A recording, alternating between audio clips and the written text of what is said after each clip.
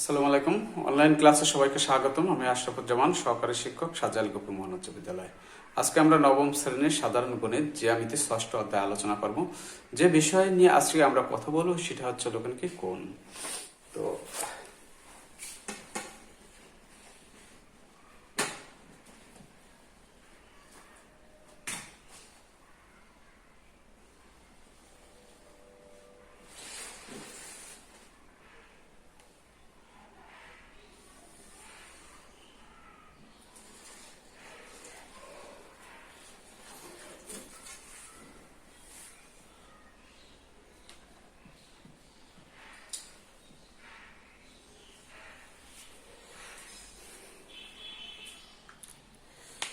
এখানে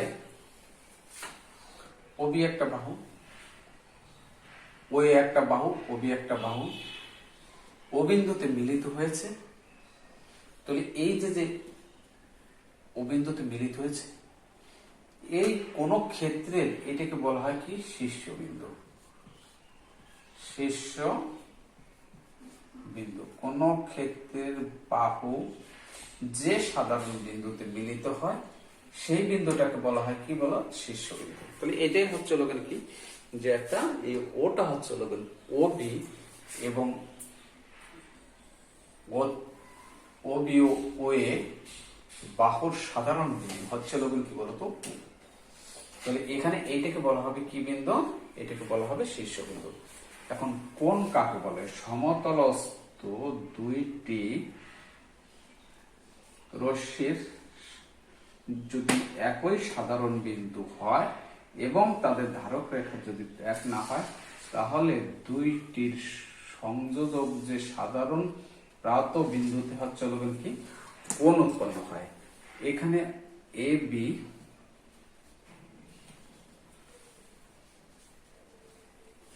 ও এ আর ও বি কোণ। সমতলস্থ দুইটি রশ্মির যদি একই প্রান্ত বিন্দু থাকে এবং যদি তাদের ধারক রেখা একই না হয়, তবে তাদের সংযোগ সাধারণ প্রান্ত বিন্দুতে কোণ উৎপন্ন হয়। অর্থাৎ এই ও এ আর ও বি এর সাধারণ প্রান্ত বিন্দু, আমরা জানি যে একটা রশ্মির প্রান্ত বিন্দু থাকে একটা। তাহলে এর এই ও এর প্রান্ত বিন্দু হচ্ছে যেটা, ও বির প্রান্ত বিন্দু হচ্ছে কি সেই একই বিন্দু। তাহলে এই সাধারণ প্রান্ত বিন্দুতে হচ্ছে কি কোণ উৎপন্ন হয়েছে। কোণের হচ্ছে দুইটা ভাগ থাকে, একটা হচ্ছে অভ্যন্তর আর একটা হচ্ছে বহির্ভাগ। এই যে অংশটা, এই অংশটাকে বলা হবে অভ্যন্তর ভাগ, আর এই যে অংশটা আমরা দেখতে পাচ্ছি এটা হচ্ছে বহির্ভাগ।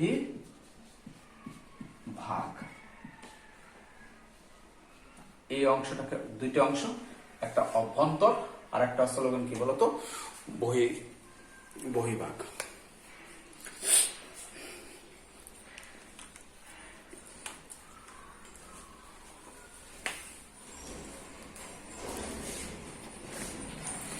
অভ্যন্তর ভাগটা হচ্ছে কি কোন নির্দিষ্ট কোণের অভ্যন্তরে অবস্থিত সমতলস্থ সকল বিন্দুর সেটকে কোণের অভ্যন্তর বলা হয়। আর কোন নির্দিষ্ট কোণের অভ্যন্তরে অথবা কোণের বাহুতে অবস্থিত নয় সমতলস্থ সকল বিন্দুর যে সেট তাকে বলা হয় কি বহির্ভাগ। এখানে হচ্ছে কি এ ও বি কোণের, এখানে এ ও বি কোণের এই যে এ ও বি কোণের এই হচ্ছে কি এর অভ্যন্তরে অবস্থিত সমতলস্থ যে বিন্দুগুলো আছে এই বিন্দুগুলোর সেটকে বলা হবে অভ্যন্তর। আর এইটা বহির্ভাগ, এখানে এইটাকে বলা হবে বহির্ভাগ, এইটাকে বলা হবে বহির্ভাগ। এগুলো সবই বহির্ভাগ আর এটা হচ্ছে অভ্যন্তর। এর পরবর্তীতে হচ্ছে কি যে কয়েকটা আমরা কোণ নিয়ে, যেগুলো কোণ নিয়ে আমরা আলোচনা করব তার মধ্যে হচ্ছে কি খুব ইম্পর্টেন্ট এবং বোঝার একটা বিষয় এটা হচ্ছে লোকেন কি সরল কোণ। এ একটা হচ্ছে লোকেন কি সরল কোণ কাকে বলে? দুইটি বিপরীত রশ্মি, ধরে নেই যে এখানে এ আর একটা হচ্ছে লোকেন কি বলতো সি। এই এ একটা রশ্মি,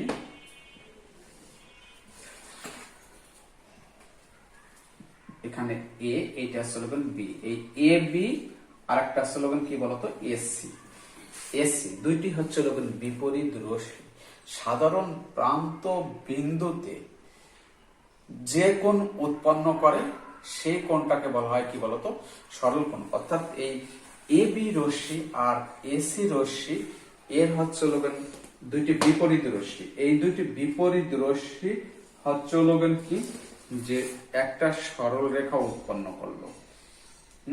একটা সরল রেখা উৎপন্ন করলো এ আর বি আর হচ্ছে লোকেন সি। তাহলে এইটা হচ্ছে লোকেন সাধারণ প্রান্ত বিন্দু।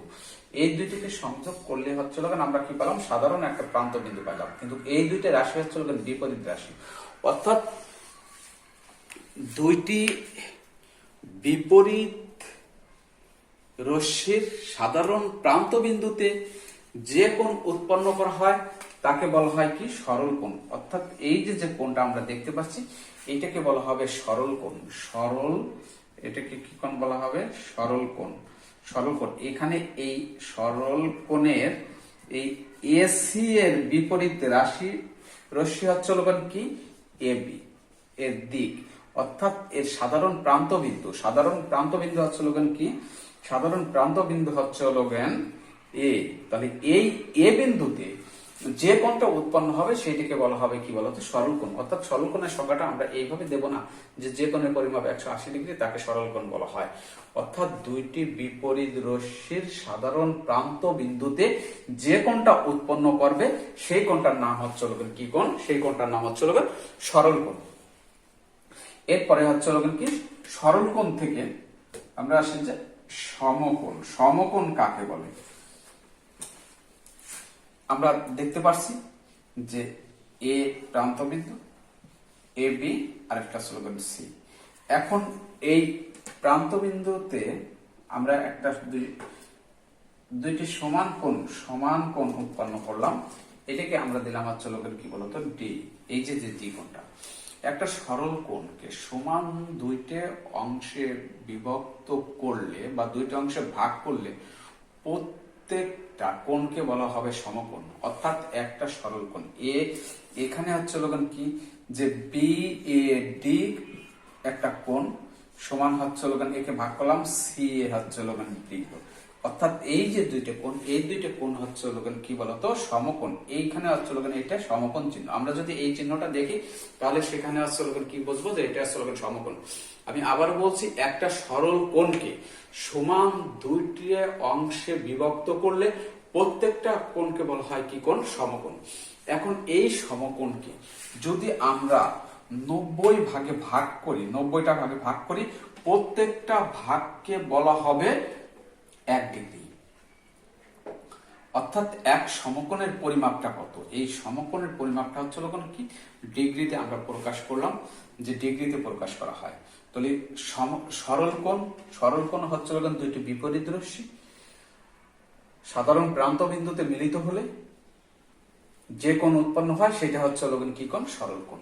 একটা সরল কোণকে সমান দুইটা অংশে ভাগ করলে পর প্রত্যেক কোণকে বলা হয় কি কোণ? সমকোণ।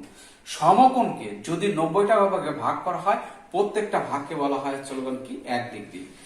আবার 1 ডিগ্রিকে 60টি ভাগে ভাগ করলে পর প্রত্যেক ভাগকে বলা হয় হচ্ছে লোকেন 1 মিনিট। আবার 1 মিনিটকে সমান 60 ভাগে ভাগ করলে প্রত্যেকটা ভাগকে বলা হয় হচ্ছে লোকেন কি? প্রত্যেকটা ভাগকে বলা হয় 1 সেকেন্ড। অর্থাৎ এইভাবে যে এক সমকোণ সমান হচ্ছে লোকেন কত ডিগ্রি? 90 ডিগ্রি। 1 ডিগ্রি সমান হচ্ছে লোকেন কি 60 মিনিট। এখানে এটা মিনিটের চিহ্ন, 60 মিনিট বলা হবে। আর 1 মিনিট সমান হচ্ছে লোকেন কি 60 সেকেন্ড। দুইটা সেকেন্ড, এটাকে বলা হবে সেকেন্ড। অর্থাৎ এক সমকোণ আমাদের এটা স্মৃতিতে রাখতে হবে যে এক সমকোণ সমান হচ্ছে লোকেন 90 ডিগ্রি, 1 ডিগ্রি সমান হচ্ছে লোকেন 60 মিনিট, আর হচ্ছে লোকেন কি বলতো 1 ডিগ্রি সমান সমান 60 মিনিট, 1 মিনিট সমান সমান হচ্ছে 60 সেকেন্ড। আমি আবার বলছি যে একটা সমকোণকে সমান যদি আমরা 90টা ভাগ করি তাহলে প্রত্যেকটা ভাগকে বলা হবে হচ্ছে কত, প্রত্যেকটা ভাগকে বলা হবে হচ্ছে 1 ডিগ্রি। যেহেতু থেলেস বলেছে যে বৃত্তের পরিধি বৃত্তকে তার ব্যাস দ্বিধা বিভক্তি করে, অর্থাৎ ব্যাস বলতে আমরা কি বুঝবো, ব্যাস বলতে আমরা এই জিনিসটা বলবো যে হচ্ছে কি একটা ব্যাস, অর্থাৎ পরিধির উপর এই যে একটা বৃত্ত এর দুই পরিধির উপর দুইটি ভিন্ন বিন্দুর সংযোজক সরল রেখাই হচ্ছে কি হচ্ছে জ্যা, আর যে জ্যাটা কেন্দ্র দিয়ে অতিক্রম করবে সেটা হচ্ছে কি বলতো, সেটা হচ্ছে ব্যাস, অর্থাৎ ব্যাস একটা কি বলতো সরল রেখা।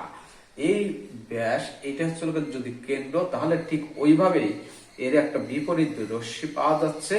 আর সাধারণ প্রান্ত বিন্দু হচ্ছে কেন্দ্রটা হচ্ছে কি বলতো ও, এখানে সরল রেখার পাশে যে কোণটা উৎপন্ন হয়েছে সেটা হচ্ছে কি বলতো, সেটা হচ্ছে 100, সেটা হচ্ছে এই সরলরেখার পাশে যে কোণটা উৎপন্ন হয়েছে সেটা হচ্ছে সরল কোণ। আমরা চাঁদার সাহায্যে দেখি যে চাঁদায় হচ্ছে লেখা আছে চাঁদ, যেমন একটা হচ্ছে বৃত্ত, চাঁদাটা অর্ধবৃত্ত, সেখানে যে কোণটা 0 ডিগ্রি থেকে শুরু করে হচ্ছে কত ডিগ্রি, 180 ডিগ্রি পর্যন্ত। তাহলে আমরা সমকোণটা বুঝলাম, সরল কোণটা বুঝলাম। এরপরে হচ্ছে কি কোণ, সূক্ষ্ম কোণ। সূক্ষ্ম কোণ বলতে আমরা কি বুঝি, যে আমরা আমাদের একটা জিনিস মনে রাখতে হবে, সেই জিনিসটা হচ্ছে কি যে জ্যামিতিতে 0 ডিগ্রি কোণের কোনো অস্তিত্ব নেই। এই একটা যদি সমকোণ হয়ে থাকে সমকোণ, তাহলে এইখানে আসলে কি 90 ডিগ্রি আছে, 90 ডিগ্রি থেকে অর্থাৎ এক সমকোণের থেকে ছোট যে কোণটা, আমরা এখানে বলবো না 0 ডিগ্রি থেকে বড়, কারণ এখানে জ্যামিতি করছি, আর জ্যামিতি যেহেতু জানি যে 0 ডিগ্রির কোনো অস্তিত্ব নেই, সেহেতু আর আমরা ওই কথাটা বলবো না যে 0 ডিগ্রি অপেক্ষা বড় হচ্ছে জ্যামিতিতে, এটা আমাদের জানা আছে। তো এইভাবে তো আমরা বলবো এক সমকোণ থেকে ছোট যে কোণটা, অর্থাৎ এখানে এ ও সি কোণটা, এটা এক সমকোণ থেকে ছোট, এই কোণটা হচ্ছে কি কোণ, সূক্ষ্ম কোণ। এই কোণটার নাম হচ্ছে সূক্ষ্ম কোণ, অর্থাৎ এক সমকোণ থেকে ছোট যে কোণটা সেই কোণটা হচ্ছে কি বলতো সূক্ষ্ম কোণ। এরপরে হচ্ছে কি স্থূল কোণ। যে স্থূল কোণ এক সমকোণ অপেক্ষা বড় যে কোণটা, এক সমকোণ অপেক্ষা বড় যে কোণটা, সেই কোণটাকে বলা হবে হচ্ছে কি কোণ, সেই কোণটাকে বলা হবে স্থূল কোণ।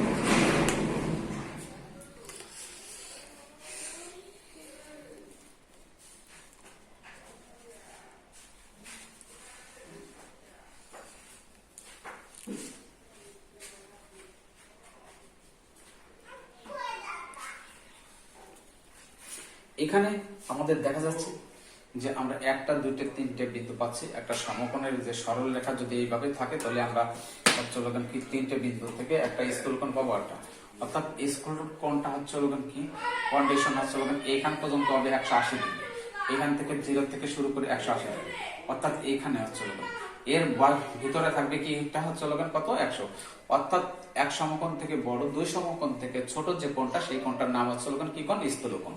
আর এক সমকোণ থেকে হচ্ছে কি বলতো ছোট যে কোণটা, সেই কোণটা হচ্ছে সূক্ষ্ম কোণ। এখন 0 ডিগ্রির কথা বলবো না, যে কারণ আমরা জানি যে জ্যামিতিতে 0 ডিগ্রি কোনো অস্তিত্ব নেই। এখন এরপরে হচ্ছে কি কোণ, প্রবৃদ্ধ কোণ। প্রবৃদ্ধ কোণটা হচ্ছে কি, যে প্রবৃদ্ধ কোণ এইভাবে, যে এইখানে একটা কোণ আসলো, এইখান যদি হচ্ছে 180 ডিগ্রি হাঁটতে, তাহলে আমরা জানি যে এইখান থেকে এই পর্যন্ত যদি ঘুরে আসে তাহলে 360 ডিগ্রি থাকে, অর্থাৎ হচ্ছে কি দুই সমকোণ থেকে বড় এবং হচ্ছে কি যে 4 সমকোণ থেকে ছোট, অর্থাৎ 180 ডিগ্রি থেকে বড়, 360 ডিগ্রি থেকে ছোট যে কোণটা, সেই কোণটাকে বলা হয় হচ্ছে কি কোণ, প্রবৃদ্ধ কোণ। তা আমরা সরল কোণ শিখলাম, সরল কোণ থেকে সমকোণ শিখলাম, সমকোণ থেকে আমরা হচ্ছে সূক্ষ্মকোণ শিখছি, সূক্ষ্মকোণ স্থূলকোণ শিখছি, আর একটা হচ্ছে কি প্রবৃদ্ধ কোণ। এর পরবর্তীতে হচ্ছে কি অন্তস্থ কোণ, আর একটা হচ্ছে কি বলতো বহিস্থ কোণ। এই একটা হচ্ছে ত্রিভুজ ক্ষেত্র, এর বাহু দ্বারা এর অভ্যন্তরে যে কোণ হয় সেই কোণগুলোর নাম হচ্ছে কি কোণ? অন্তস্থ কোণ।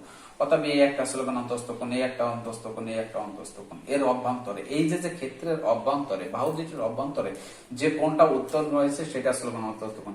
এখন এই বিসি বাহুটাকে যদি আমরা ডি পর্যন্ত বর্ধিত করি তাহলে হচ্ছে কি এই যে বাহুটা অর্থাৎ এই সিডি বাহুটা বহিস্থ বাহু কোন ক্ষেত্রের? এ বি সি ত্রিভুজ ক্ষেত্রে। এখন এখানে আসলে এই যে বিন্দুটা, এই বিন্দুটা বহিস্থ বিন্দু, এখানে যে কোণটা উৎপন্ন হয়েছে সেই কোণটা হচ্ছে কি বহিস্থ কোণ। তাহলে আসলে ক্ষেত্রের অভ্যন্তরে কোণটা আসলে অন্তস্থ কোণ, আর বাহিরের যে কোণটা সেই কোণটা যদি বাহুটাকে বর্ধিত করো তাহলে বাহুটায় যে কোণটা উৎপন্ন হয় সেটা হচ্ছে কি কোণ বলতো? সেটা হচ্ছে বহিস্থ কোণ, অন্তস্থ কোণ। এখানে অন্তস্থ একটা অনুসিদ্ধান্তের একটা সূত্র আছে, সেই সূত্রটা হচ্ছে ত্রিভুজের একটি বাহু বর্ধিত করিলে যে বহিস্থ কোণ উৎপন্ন হয় তা বিপরীত অন্তস্থ কোণ দ্বয়ের সমষ্টির কি বলতো সমান। আমরা পরবর্তী ভিডিওতে হচ্ছে কি যে কোণগুলো আমরা আলোচনা করবো এটা এককভাবে সংজ্ঞায়িত করা যায়, আর যেটা যায় না সেটা রেসপেক্টে যখন আর একটা কোণ সংজ্ঞায়িত করা হয়, যেমন হচ্ছে সন্নিহিত কোণ একটা রেসপেক্টে আর একটা করতে হয়, সংজ্ঞায়িত করতে হয়। যেমন একান্তর কোণ হচ্ছে বিপরীত কোণ, পূরক কোণ আর হচ্ছে সম্পূরক কোণ। আমরা মোট 13টা কোণের জানি যে 13 প্রকার কোণ। আমরা যে কটা আজকে আলোচনা করব পরবর্তী ভিডিওতে আমরা এই কোণগুলো নিয়ে আলোচনা করব। সেটা হচ্ছে কি? সেটা হচ্ছে কি যুগল কোণ, যদি একটার সাপেক্ষে আর একটা, ঠিক আছে? অতএব হচ্ছে সেখানে আমাদের 6টা কোণ থাকবে, সেটা আমরা আলোচনা করব। ধন্যবাদ সবাইকে। পরবর্তী ক্লাসে আবার দেখা হবে এবং যেগুলো আমরা আলোচনা করব ইনশাল্লাহ পরবর্তী ভিডিওটা সেটা আজকে বললাম। তো এগুলো তোমরা একটু দেখলে পারা।